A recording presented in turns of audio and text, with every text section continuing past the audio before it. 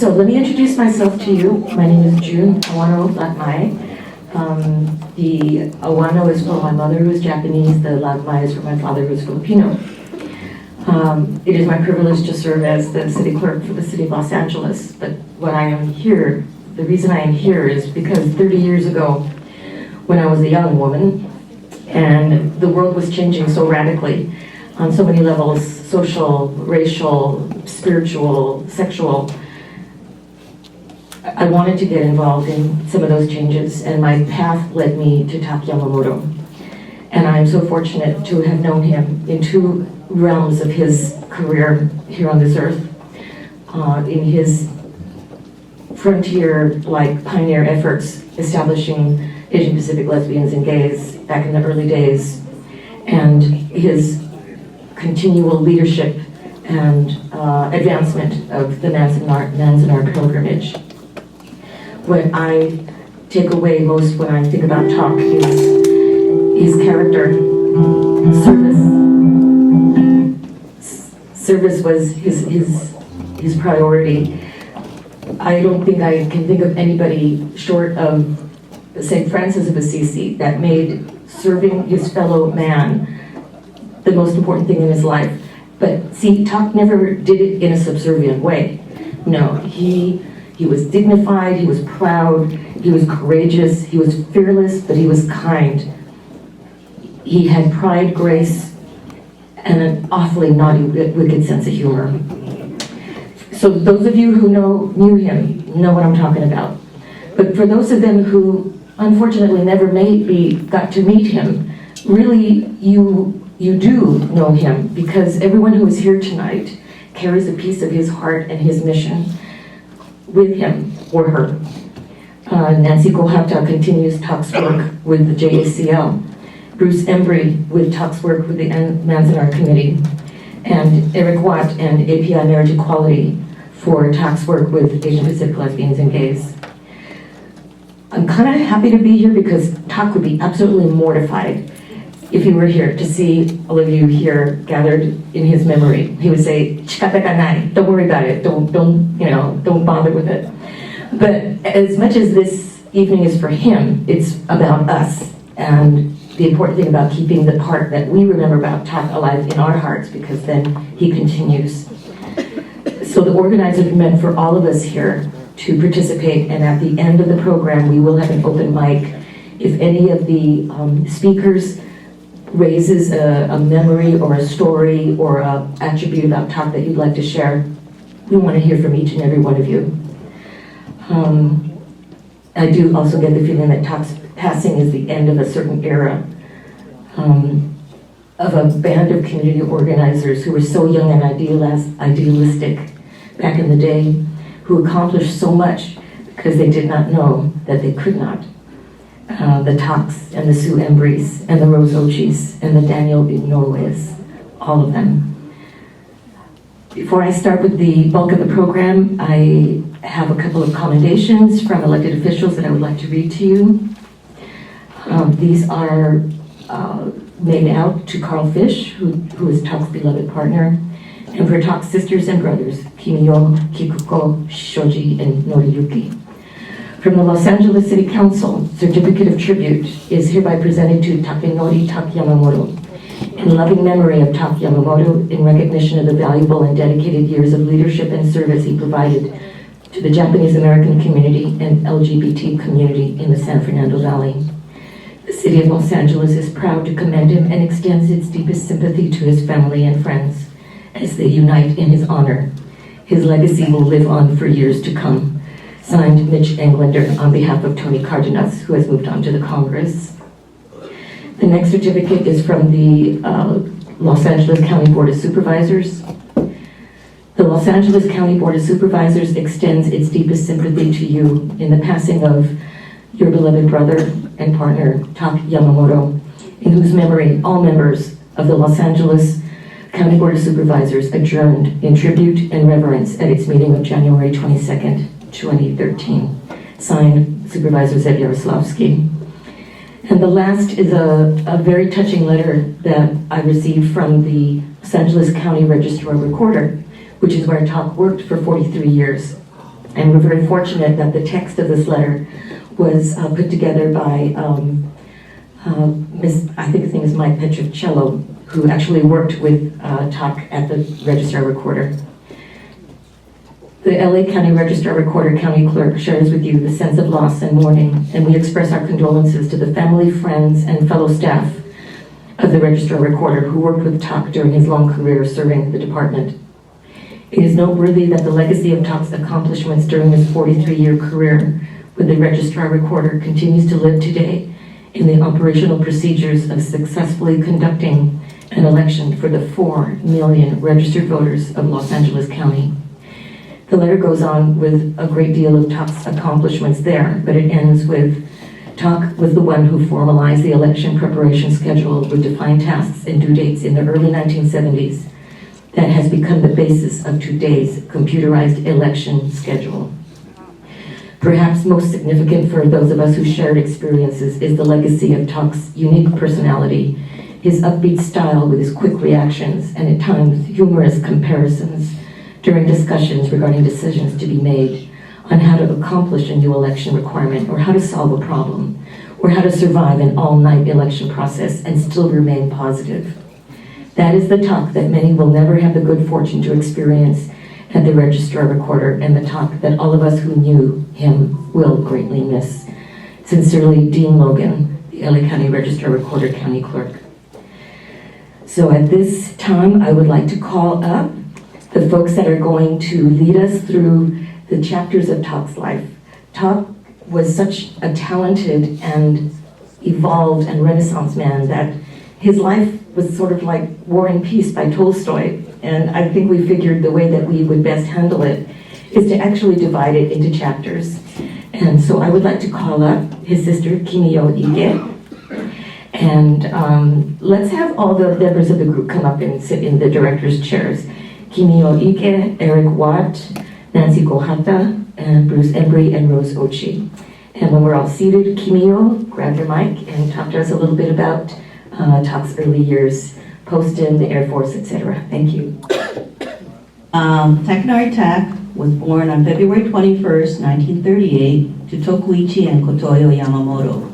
He was the 5th child of 8 siblings. His entry into the world was in the midst of the worst storm to hit Southern California and Orange County, which would be typically top 8 anyway. After an extremely long labor, he was finally delivered, and he weighed in at 8 pounds. He was the largest child my mother had to give birth to. When he was a baby, my oldest sister Kiko was sort of relegated to take care of all of the young siblings. And so she said that she had the hardest time with Tak because she would rock him as long as she could, or hold her arms up. She would sing all of the songs that are in her repertoire at least five to six times, but he still wouldn't go to sleep. So finally what she had to do was, my father had constructed a cradle that he had swing from the one of the branches of a tree. And she put him in the cradle, but Taka was so heavy that he broke the cradle. So the rest of us couldn't benefit from it. After the start of the war, the Japanese were sent to camps. But we, with the announcement, we left our home and we went and stayed with nearby farming neighbors. And at that farm, there was a duck pond. And Take loved to go to the duck pond. He was young enough that he would just go wandering off by himself anyway. But one of the ducks took a liking to him, and so wherever Take went, there was this duck constantly following him. They don't even know why, because he had other siblings that he could have played with, but no, he wanted to be with Take. So maybe that's why he wanted to go to camp.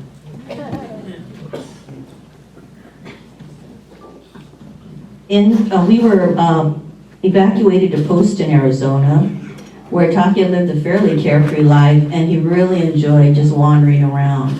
I think from what I've read of other families, the kids usually did, band together as friends and do all kinds of things together and then just come back for meals. That's basically what Take did too. After the war, we stayed in several places for temporary housing, It was very difficult for my father to find any place that would take us, whether it was renting or buying. It was very hard. So the first place everybody, or most of the people we knew, went to was Japanese Town. By then, there was a lot of construction, remodeling that had to be done to a lot of the shops, and so my father was able to find work there, and he was also able to find 2 hotel rooms. So he and my older brother stayed in one hotel room, and there were 6 of us in the other one with 1 double bed. I'm not quite sure how we all slept there, but obviously we did fine. After that, we moved to East LA, where my father remodeled a work-car garage into a 2-bedroom house. And Tak really excelled. I think he loved living there because it was at the top of the hill. I think somebody had a bicycle, and I think he used to probably borrow it permanently on a regular basis. We eventually moved to more like a South Central LA area. It was south of downtown LA. And there, Tak attended Lafayette Junior High School. We lived there for a short time because my father was able to do a lot of carpentry work there. It was a big house, big property. But eventually we moved to another part west of downtown where Tak graduated from Lafayette, and he attended Polytechnic High School on Washington Boulevard. It's just south of downtown LA, or was. He really enjoyed his time there, was a social animal, loved to study, got good grades. He wasn't athletic, but he did join the cheer squad. And he really excelled at that. He used to come home and practice every day because he needed to be better than everybody else. But he also found out and realized that he enjoyed dancing. So I'm not quite sure where he learned to dance, but I know that he used to love to practice at home every day. Because whenever the dances were, I think they were like Friday afternoon or something, he would go to the dances. And of course, because I was a 65-pound toothpick at the time, I was his designated partner to practice with so that he could throw me up in the air. And occasionally he would catch me.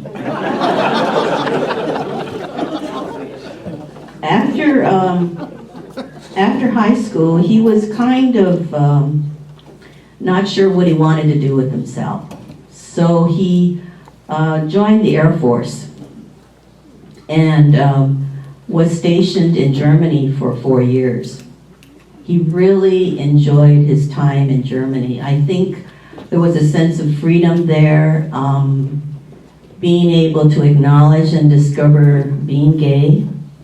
I don't think, he knew there was something different about himself, but he wasn't quite sure what it was. It wasn't until he was in the Air Force, he said, that he finally discovered that that was where his preferences lay, was that he was going to be gay. And while he was stationed in Germany, he found this open lifestyle that he really enjoyed, but he also realized that he didn't really communicate with his mother that much.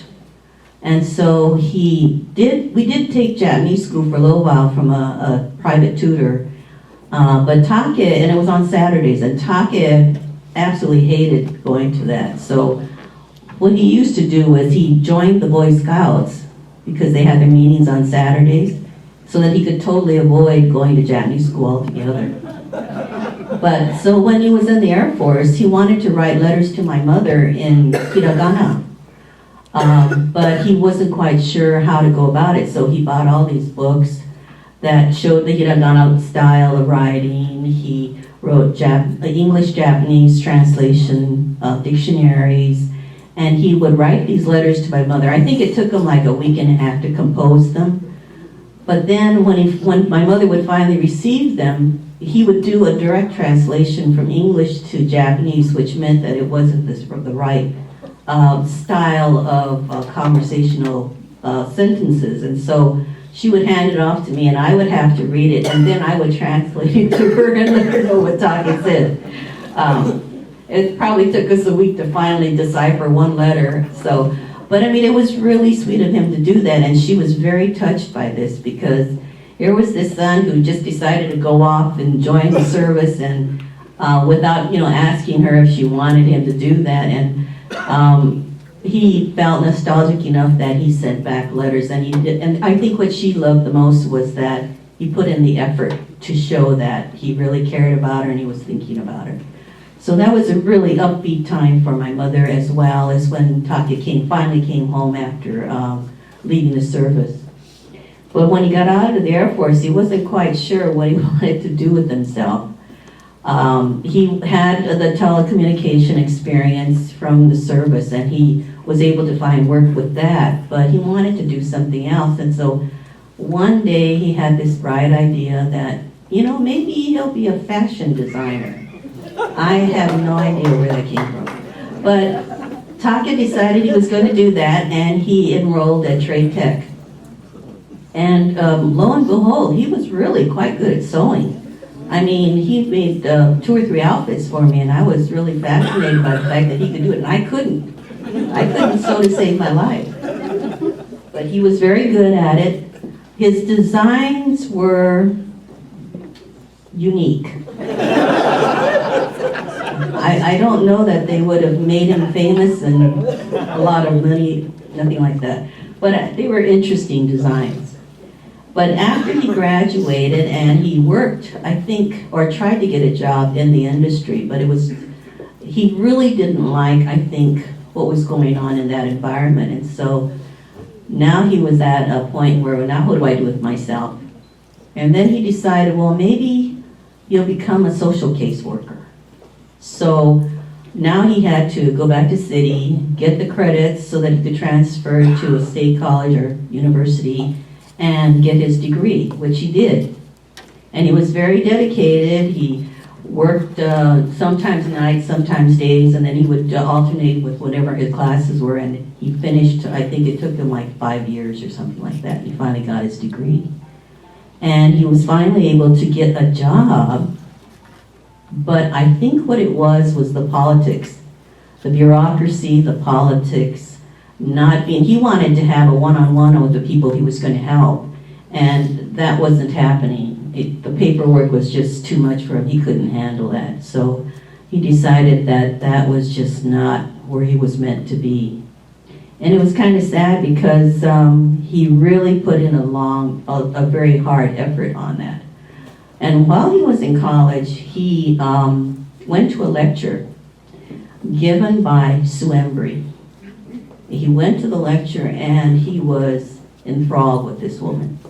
What she said, what she talked about, the camps, we didn't talk about it at home. When we talked about camp, it was like going to a play school or something. It wasn't anything that was a serious political issue at the time for us. So this was all very eye-opening for Taka, and he wanted very much to get involved. And so he introduced himself to Sue Embry, and they developed a very close friendship and bond. And he helped her from that point on, trying to establish the Manzanar Committee and eventually the Manzanar Pilgrimage. And he found out also that he was very good at writing applications for grants. And so this was what supplemented the Manzanar Committee in a lot of ways in order to keep them going. I think that being part of Manzanar was probably the greatest fulfillment for Taka. He really found himself, he realized what he was capable of, and he really enjoyed what he did and working with Sue.